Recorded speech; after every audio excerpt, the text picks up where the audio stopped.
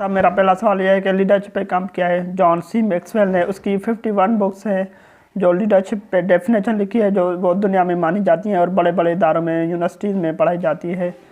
تو اس پہ آپ کا کیا کہنا ہے؟ آپ کی کیا ڈیفینیشن ہے لیڈرشپ پہ؟ دیکھیں، جو اس پہ چلے جانا کہ کس لیڈر نے اچیو دنیا میں سب سے زیادہ کیا، اور وہ ہے ہمارے نبی صلی اللہ علیہ وسلم.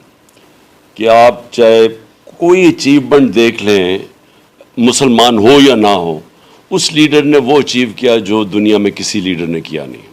تو سب سے پہلے جو لیڈر ہوتا ہے نا، جو انہوں نے کیا، جو بھی ان کے ارد گرد تھے لیڈر بن گئے. تو انہوں نے انسانوں کو لیڈرز بنا دیا. میں وہ مولانا رومی کی جو ایک سینگ ہے کہ جب اللہ نے آپ کو پر دیے تو کیوں آپ چونٹیوں کی طرح رینگتے ہیں. تو جو ہم رینگتے ہیں دنیاوی مسائلوں میں پڑھ کے، انہوں نے ان کو ویژن بڑی کر دی اور انسان کو وہی اشرف المخلوقات بنا دیا جو اللہ نے ہمیں پوٹینشیل دیا، لیڈرز بنا دیا. اس کے بعد جو انہوں نے لیڈرشپ کے جو مین پرنسپلز تھے، وہ لوگوں کے اندر وہ جو پرواز اوپر کرنے کے لیے، ایک انسان کو بڑا انسان بنانے کے لیے، لیڈر بنانے کے لیے، جو ایک انسان کی سب سے امپورٹنٹ اس کی ویژن بڑی کر دی. آپ اتنے ہی بڑے ہیں جتنی آپ کی سوچ ہے، جتنی آپ کی خواب ہے. تو انہوں نے انسانوں کو ایک یونیورسل ویژن دے دی.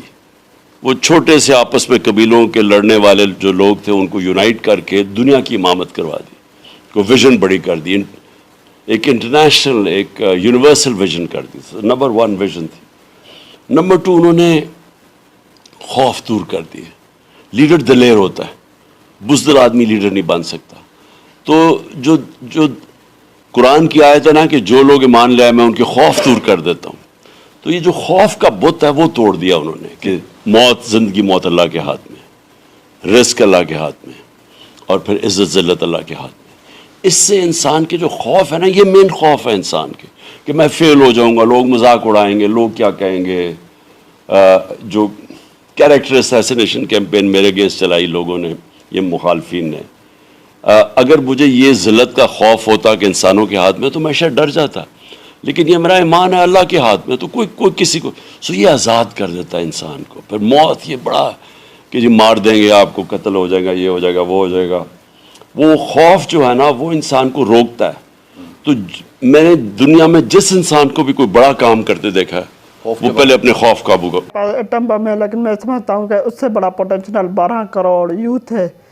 کیونکہ وہ کیسے لیڈر بنے گی؟ کیونکہ آپ نے تو پیٹرن ہی چینج کیا ہوا ہے کہ یوتھ کو آگے لے کے آ رہے ہیں. کیونکہ ہمارے پاس 12 کروڑ یوتھ ہے، تو وہ کیسے لیڈر بنے گی؟ آپ کا کیا خیال ہے اس کے بارے میں کہ ان کو کیسے لیڈر بننا چاہیے؟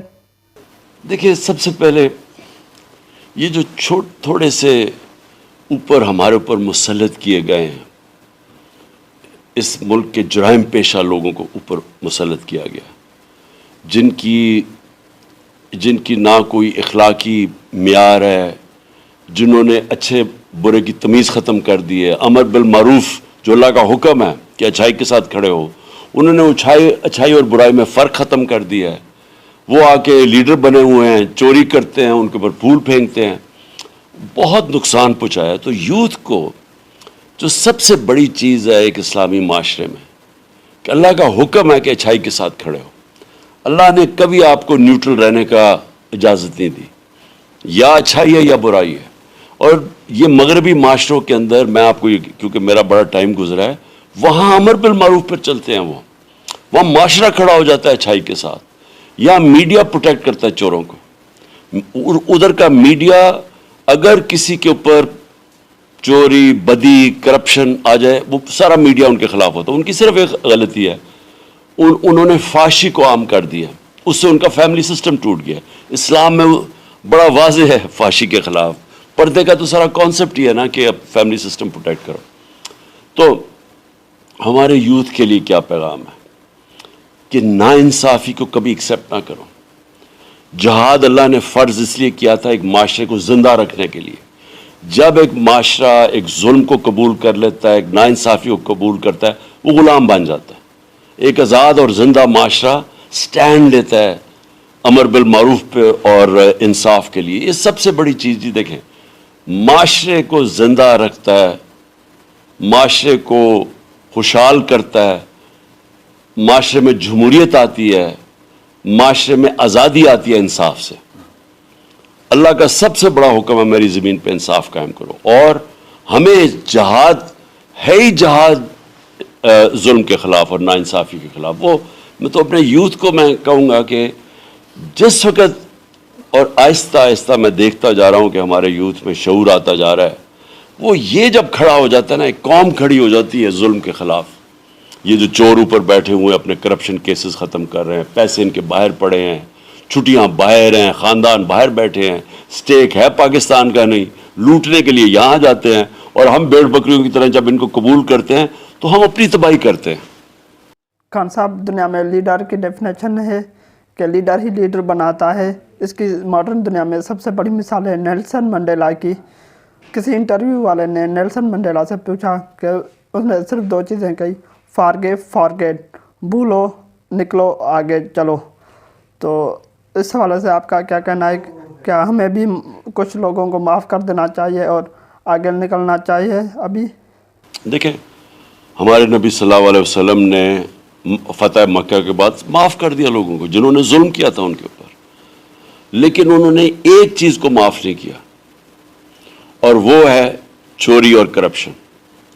उन्होंने कहा मेरी बेटी भी अगर चोरी करेगी तो उसको सज़ा मिलेगी।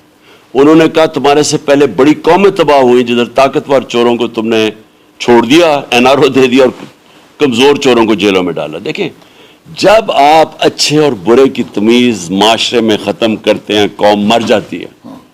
आज अगर मगरबी माशरे जो भी, अच्छा मैं आपको ये भी कहूँगा सर, जो दुनिया में माशरा खुशहाल है ना, जो भी, उसमें एक चीज़ है, रूल ऑफ लॉ, इंसाफ है। ठीक है।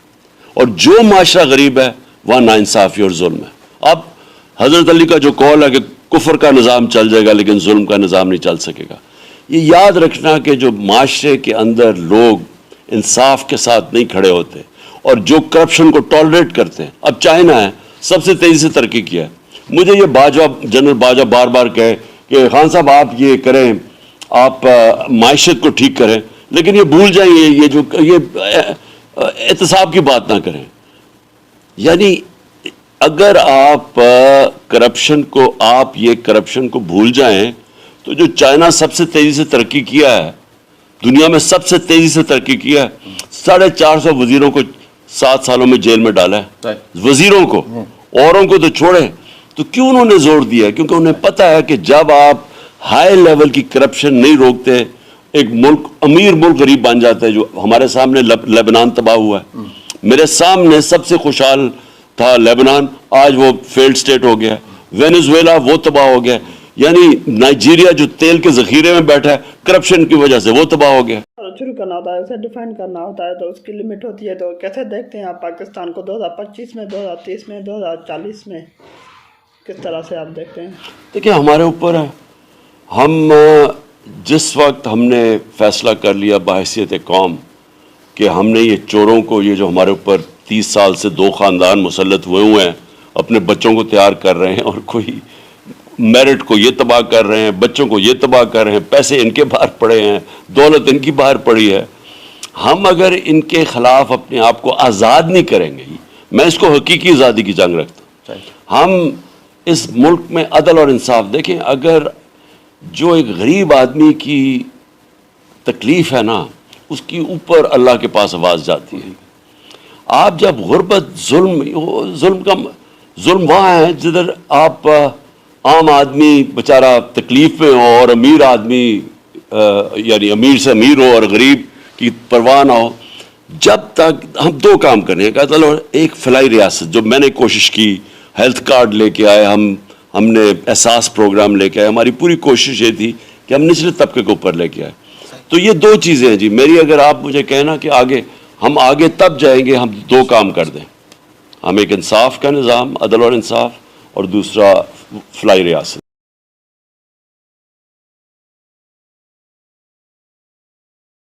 मैं अपने लीडर, कौम के लीडर से अगर एक नसीहत लेना चाहूँ, एक फीडबैक लेना चाहूँ, क्या मेरे? देखिए, एक کا ایرسٹوٹل کی بڑی فیمس سینگ ہے. اس نے کہا کہ اگر ایک معاشرے میں ظلم ہوگا نا تو ہر شہری سیاست میں آئے گا ظلم کا مقابلہ کرنے کے لیے، سوائے دو طبقے. ایک جو خود غرض ہے، جو خوشحال ہے، جو اس کی اپنی فیکٹریاں چل رہی ہیں، دکان چل رہی ہے، وہ کہے گا جی میں تو خوش ہوں، میں کیوں ظلم کے خلاف کھڑا ہوں. اور دوسرا جو بزدل ہے، جو جس طرح میں ہمیشہ مثال دیتا ہوں کہ کوفہ کے لوگوں کو پتا تھا کہ حضرت امام حسین رائے حق پہ کھڑے ہیں، لیکن یزید کے ظلم کے خوف کی وجہ سے انہوں نے ان کی مدد نہیں کی. تو یہ دو چیزیں ہیں جو کہ یہ جو ہر مجھے آ جانا چاہیے خان صاحب. ہر ایک کو دیکھیں. دو آپ سیاست کی میں ذرا آپ کے سامنے بات کر لوں. سارے اللہ کے پیغمبر سیاستدان تھے، صحیح جی، سارے رائے حق پہ تھے، حدیثیں. سب نے سٹینڈ لیا تھا. لیکن خان صاحب میں مشکل سوال کرنے لگا. لیکن یہ نواز شریف اور زرداری بھی سیاست.